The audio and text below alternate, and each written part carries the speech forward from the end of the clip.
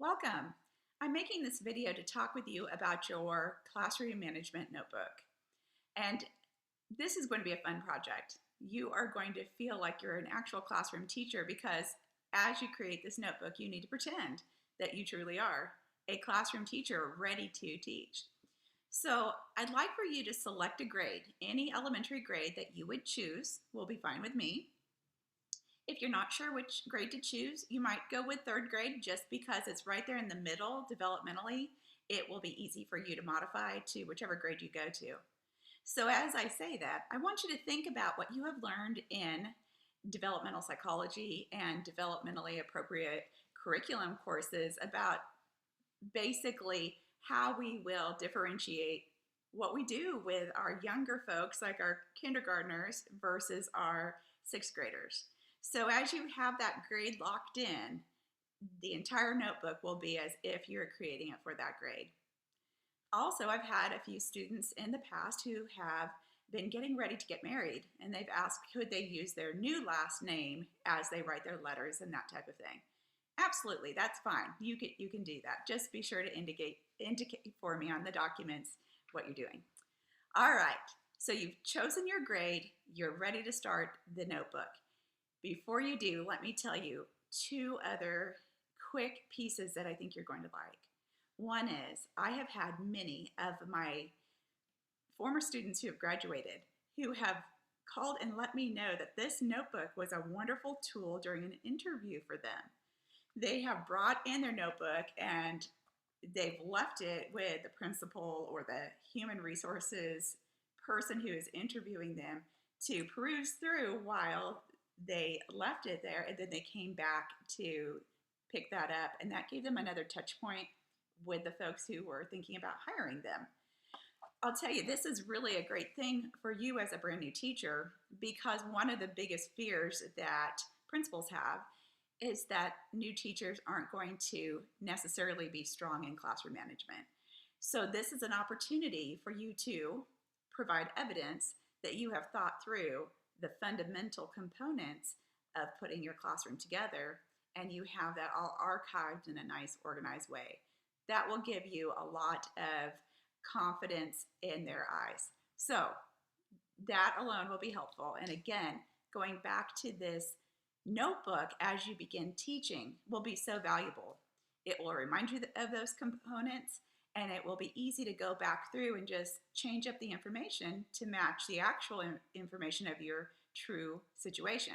So for example, if you wrote in your letter that school begins at 8 o'clock in the morning, but your school actually begins at 8:15, it'll be easy for you to go back to that document and give that a quick update, and of course continue on through the letter and just change what needs to be changed. But the bulk of the work has been done, and you will be able to put your best foot forward by sending this letter out and starting those relationships early with your students and their parents and showing them your professionalism.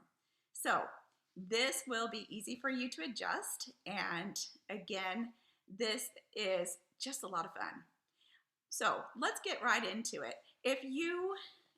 If you're wondering how will you turn this into me, because this is an online course, you can just send me the documents. If you'd like to put it together in an actual binder and print it off now, I would definitely recommend doing that for yourself.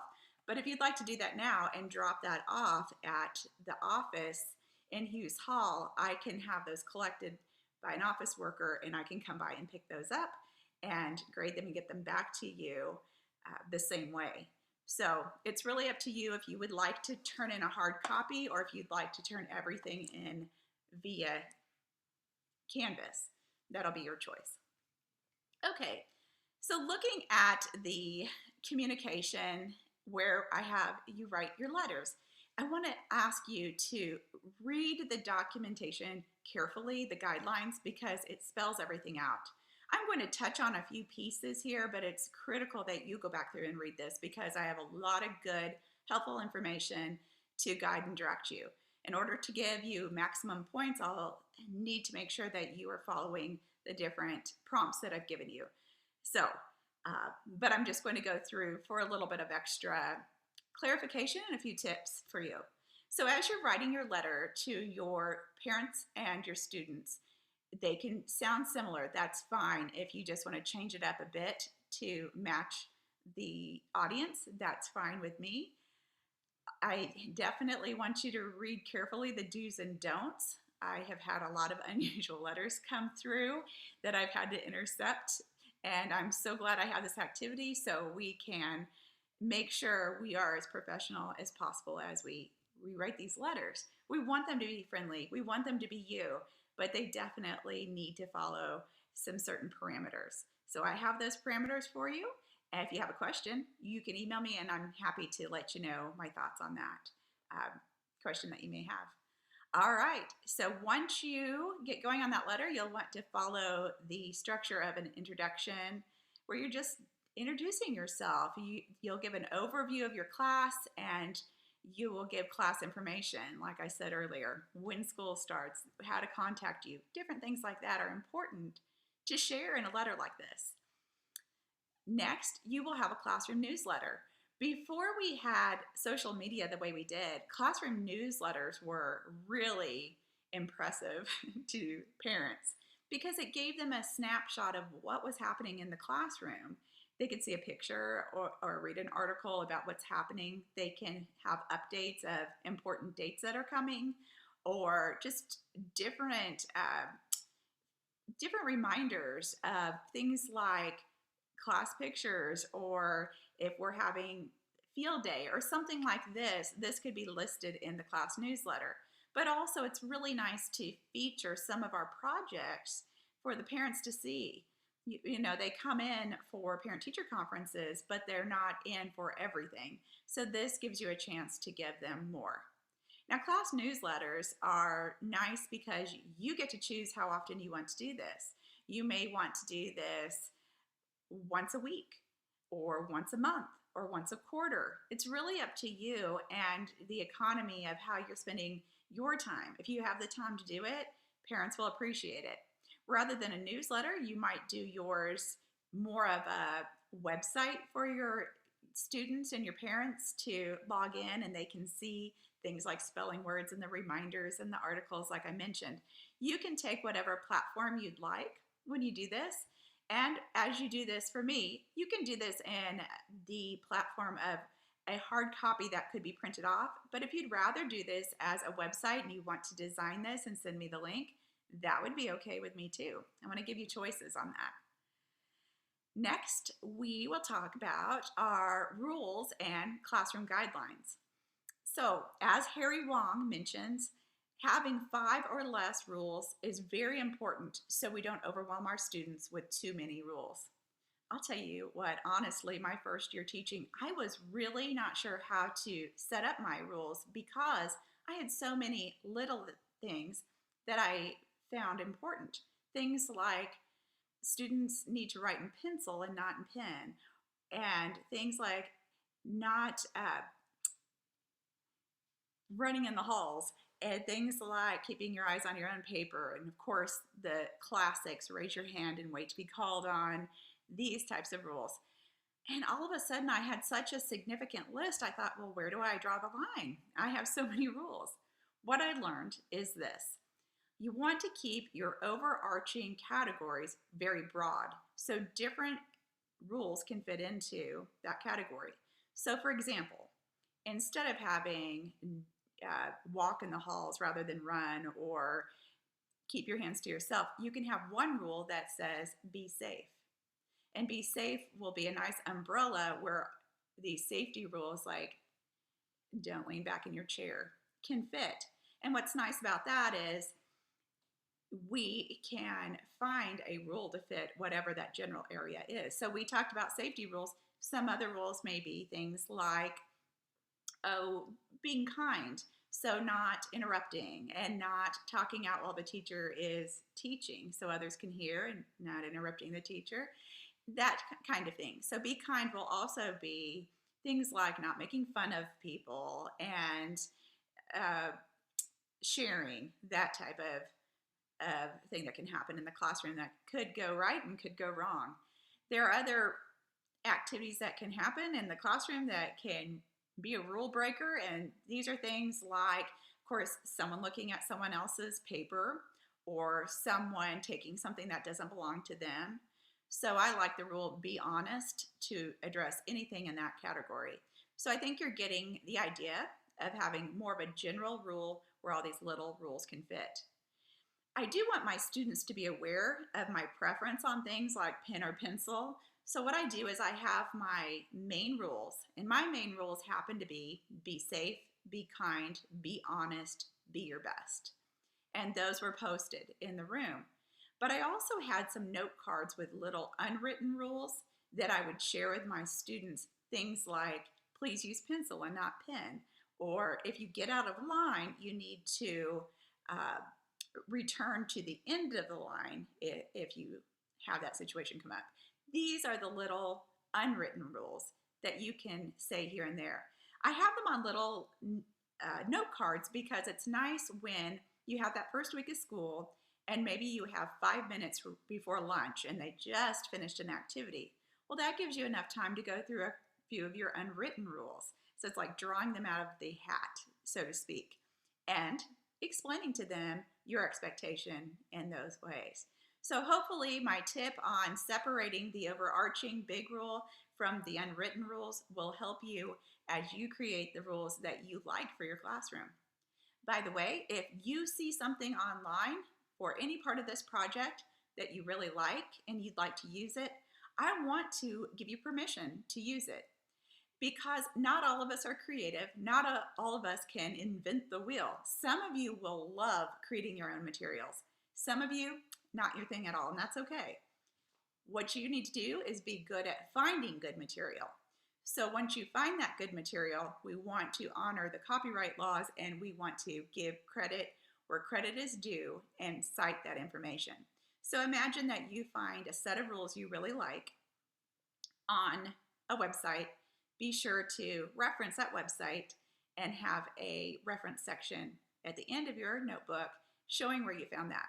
You'll be glad you did because, well, one, you're in compliance with citing your information and copyright rules, but also you may want to go back to it and get more information from that particular website. So there's an idea for you. Also, I do want to speak on classroom rules versus classroom guidelines. When it comes to setting your rules in your classroom, I really understand why some people like to call classroom guidelines what they are. That's more that the class gets together and has a powwow and comes up with the rules together. And I appreciate that. But I want you to remember that part of feeling safe is knowing that your teacher is in control. So I want to say, if you are establishing classroom guidelines, be really careful to keep the tone that you have this and you're in control in a healthy way, that you've got it, but you want their input. So for example, I would ask my students, what rules do you think would be important in the classroom?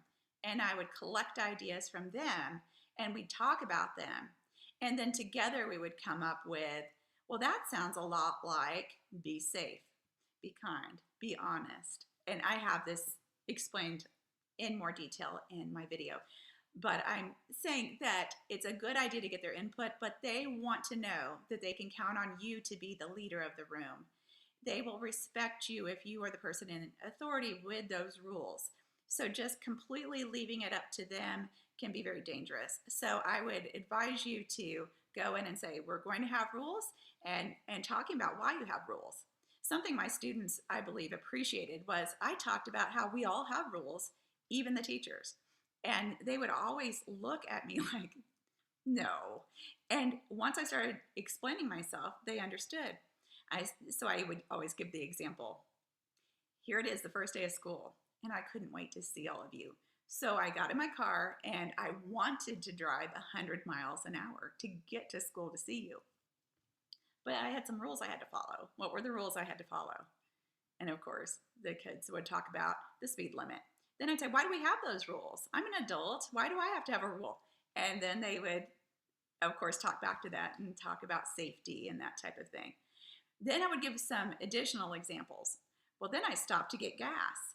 And again, I was so excited to get to you that I didn't want to stop and pay for the gas. And also, I would have rather used the money to buy books for the classroom, but I had to pay for my gas. What rule would I be breaking? We talk about it and talk about how if everyone steals, what could happen to our society, and how would you feel if some, and all of a sudden they start valuing rules when they see that those that give them rules follow them also, and also how the rules are usually there to keep them safe. And suddenly they're more open to the rules. That's when I get into the discussion about what rules do you think are important to have, and we talk, and then it always comes back to the overarching rules. So those are a few tips for you as you are introducing rules and classroom guidelines with your students. And again, there's more detail you can read about this in your document. When it comes to rewards and incentives, you probably remember from psychology that students, and really all people, can be motivated intrinsically or extrinsically. Extrinsically would be something that they receive that's usually tangible. And intrinsically is that they're personally motivated because that's just how they feel strongly. So if we can motivate our students intrinsically by having them actually experience success, using meaningful compliments that you tried out with our first power practice was a great way to build intrinsic motivation for your students. They are hearing evidence from you of what they have done right specifically, and that will build their base of their foundation of feeling adequate and even very competent in what they're doing. So the more that we can build that intrinsic motivation, the better. However, occasionally it's helpful to have our extrinsic motivation, things like the treasure chest, to get our students a bit motivated. I'll let you decide where you fall in this category.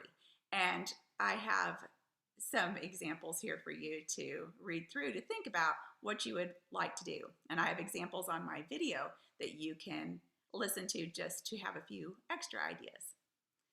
Next, we have consequences in our list. I'll tell you, consequences can be really simple.